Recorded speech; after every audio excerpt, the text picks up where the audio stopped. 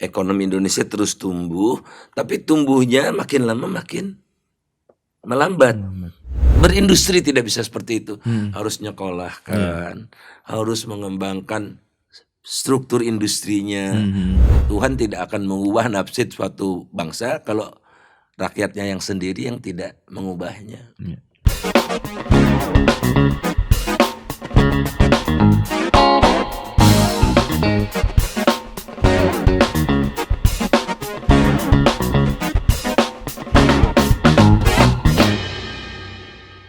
Kita agak geser sedikit nih Pak. Tadi sudah ngomong de-dollarisasi, sekarang terkait dengan nilai tukar manufaktur nih Pak. Saya kemarin menyimak, mungkin tidak secara detail ke manufaktur, tapi Bapak bicara banyak soal kendaraan listrik kemarin waktu dengan diskusi Indef. Tetapi ketika saya perhatikan mungkin 10 tahun lah, atau kalau kita pakai sentimen politik berarti di era Pak SBY gitu ya, kinerja hitung-hitungan angka manufaktur itu masih lebih baik. Setidaknya dari bicara dari kontribusinya ke PDB Pak. Kalau saya lihat dari sini tinggal 18,3 kalau nggak salah 2023 ya. Iya. 2011 6,26, lalu mungkin kita pakai sebelum pandemi saja 2019 3,8. Oh, itu pertumbuhannya. Iya. Itu tadi Bapak juga mau mention, kita besar karena penduduk kita besar. Tetapi penduduk besar kalau tidak makan, sulit juga Pak. Sementara dulu kita bicara industri padat karya, sepatu, tekstil, sepertinya kita cukup punya peran gitu di industri tekstil global gitu. Nah hari ini kok banyak, kalau mengutip Bapak kemana Pak, deindustrialisasi ya Pak ya? Gejala dini deindustrialisasi. Gimana Pak Bapak melihatnya? Nah, jadi saya ingin menekankan dulu pentingnya industri manufaktur ya buat perekonomian. Itu ibaratnya tulang punggung di dalam tubuh kita. Tulang punggung itu harus kita jaga tegak sehingga kalau kita lari cepat itu kita maksimal. Tapi kalau bungkuk kita udah lambat. Nah sekarang industri manufaktur kita bungkuk, ada masalah di tulang belakang itu ya. Nah kita bisa mencapai pertumbuhan ekonomi pernah 12%. Waktu itu pertumbuhan industrinya naiknya juga 20%. Jadi tidak ada satu negara besar ya, misalnya kalau Hong Kong juga lewat proses industrialisasi sebetulnya. Tapi pada umumnya negara besar itu dari pertanian ya, pertaniannya lama-lama turun, produksinya naik, peranannya turun, digantikan oleh industri manufaktur karena sehebat-hebatnya pertanian produktivitasnya rendah. Jadi kalau mengandalkan pada pertanian, peningkatan kesejahteraannya lambat, tidak mampu untuk mengimbangi pertumbuhan penduduknya gitu. Jadi harus manufaktur. Dan industri manufaktur itu kelihatan kan sosoknya, ada pabrik, pekerjanya formal semua. Kemudian juga sumber penerimaan pajak terbesar ya. Kemudian research and development juga jalan, dan banyak lagi lah. Nah di Indonesia ini kecenderungannya turun terus,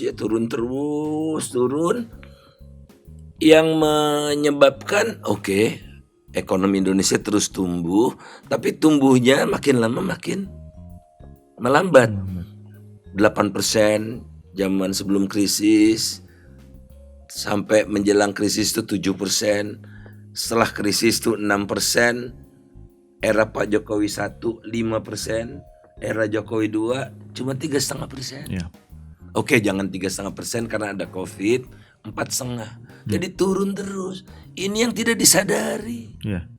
Makanya tax ratio juga turun, kan dia enggak. Pekerja informal makin banyak ya. Jadi tadinya di pertanian mereka datang ke kota, industrinya tidak terima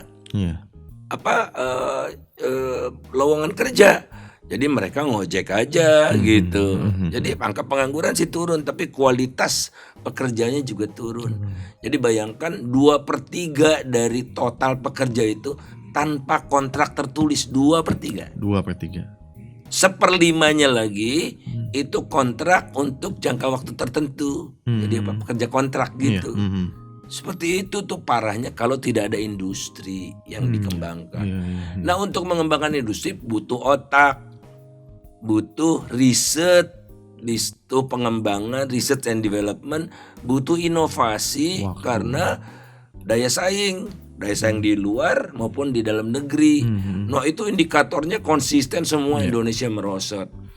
Pernah Indonesia peranan ekspor berteknologi tinggi, barang-barang berteknologi tinggi itu 12%. Oke, tinggi. Sekarang tinggal 8%-an. Ya. Jadi ini terjadi namanya deselerasi pembangunan, bukan akselerasi pembangunan. Itu yang nggak disadarkan, tidak disadari oleh pemerintah itu. Dan tugas kita ya akademisi terutama untuk mengungkap ini semua supaya kita tidak dininabobokan dengan statement yang semuanya keren gitu, seolah-olah kita tuh tanpa cacat gitu. Pak, ini terkait ini juga dengan industri kendaraan listrik. Industri kendaraan listrik kan, bicara industri kan berarti hulu hilir ya Pak. Kita tidak hanya bicara dari tambangnya, tapi juga membayangkan itu bajanya, bannya, moldingnya, semuanya di sini. Ya seperti kita lihat bagaimana manfaat atau pohon industrinya otomotif yang ada, ekosistemnya yang di sini. Nah, apakah mungkin pemerintah punya rencana di industri kendaraan listrik Pak, untuk dibuat manufaktur lebih besar? Kalau Bapak melihatnya sudah seperti itu atau memang? Ya lihat saja Ketua Asosiasi Produsen Mobil Listrik. Apakah dia industriawan? Ada track recordnya sebagai industriawan? Ya tidak ada. Calo. Jadi dibeli semua komponennya dari luar negeri, dirakit di sini.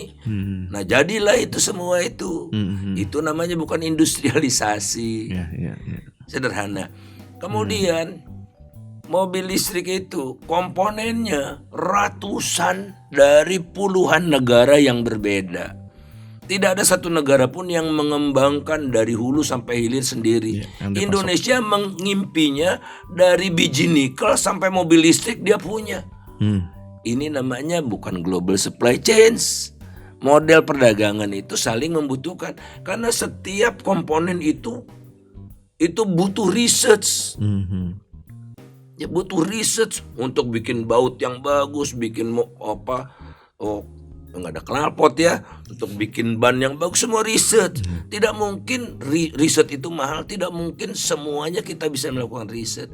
Jadi kita harus punya pertama, Indonesia memilih di jejaring mana, di rantai pasok yang mana. Contohnya handphone deh lah ya, kan kita udah ketinggalan. Chipsnya Taiwan yang unggul ya. Kemudian screennya Korea yang unggul. Kita apa?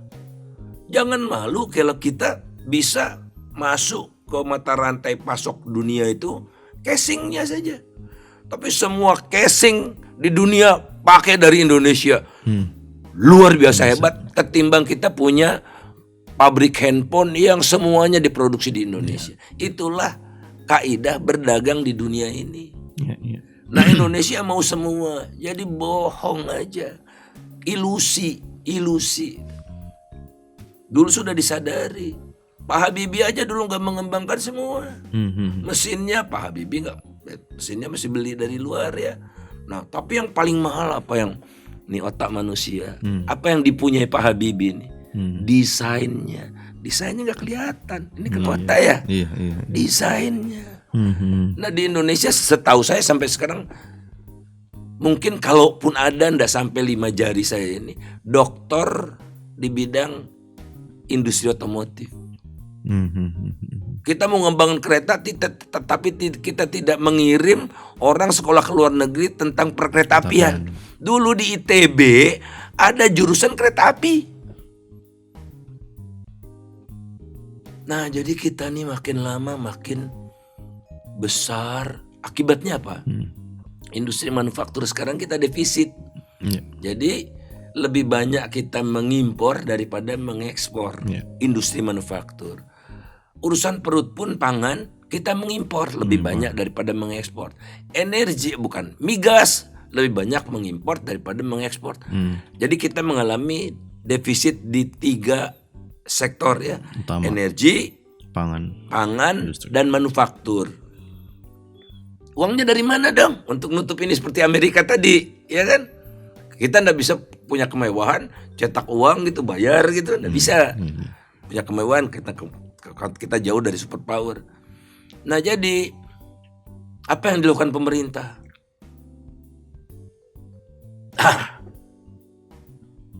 Batu bara tuh, keruk, jual, nggak perlu pakai otak, tidak perlu pakai otak. Keruk, jual. Terus apa lagi? Oh, tanam CPO. Lebih mudah lah ya. Tentu ada risetnya segala macam. Kemudian hutan, tebang saja. Belum juga terbayar. Lihat ke udara, nggak bisa dijual. Sebetulnya bisa. Lihat ke laut. Pasir laut ini nih. Masuk nih barang nih Pak. Pasir laut ini. Iya. Dan pasir laut ini macem-macem. Seolah-olah orang Indonesia ini menurut itu lebih bagus buat lingkungan laut. Ini katanya proyek untuk memperdalam lautan segala macam. Intinya itu karena kita tidak bisa lagi mengekspor dengan cara berpikir. Tapi dari Karena BKF, calo-calo semua. BKF bilang itu tidak terlalu berdampak Pak, pasir laut itu Pak. Tidak begitu berdampak terhadap pendapatan negara. Iya. Tapi tahu Mas cara mengekspor pasir laut seperti apa? Disedot. Biota lautnya hancur kan. Coba kalau Anda nyedot air di akuarium yang Anda ada rumput lautnya hancur lebur kan jadi apa namanya? Jadi butek kan airnya. Ya itu kan akuarium dunia laut itu. Triliunan memang pendapatannya buat si pengusaha itu. Karena sebelum dilarang pun $4 per meter kubik. Anda bisa hitung. Singapura nggak perlu datang. Dia jalurkan aja, buat dia sedot. Selang besar. Jadi, ya itulah. Karena elit-elit negara ini ingin pendapatan yang cepat. Berindustri tidak bisa seperti itu. Harus nyekolahkan, harus mengembangkan struktur industrinya, bahan bakunya, ada risetnya. Riset di Indonesia cuma 0,28% dari PDB. Hanya lebih tinggi dari Myanmar dan Angola kalau di bahan saya itu. Tapi dari sisi kebijakan ini kan tidur selama 20 tahun ya Pak. Bahkan kalau ada berita kita lihat dipuji di era Bu Mega karena Ibu Mega berani menyetop ya. Sekarang lalu Pak Jokowi mendapat tantangan di situ. Nah kalau soal ekspor pasir laut, meskipun kemarin saya perhatikan Pak Menteri KKP bicara ekspor itu paling belakang, nomor 4 tuh katanya. Karena desakan kebutuhan reklamasi segala macam. Tetapi kita semua melihat hari ini yang menjadi sumber apa namanya? Apalagi kalau saya baca PP-nya nih. Aromanya aroma ekologi Pak yang dilihat.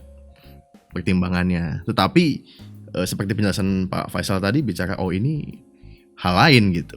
Nah, kan Bapak juga melihat dari sisi sebelumnya di kepengurusan di kabinet sebelumnya Bapak bantu-bantu Bu Susi dari dalam gitu. Nah, dari sisi ini harga yang terlalu mahal ya Pak dibayarkan untuk mengorbankan ekologi lautan itu Pak. Jadi apa yang udah reklamasi di Indonesia? Contohnya ini New Port of Priok. Jakarta. Itu direklamasi.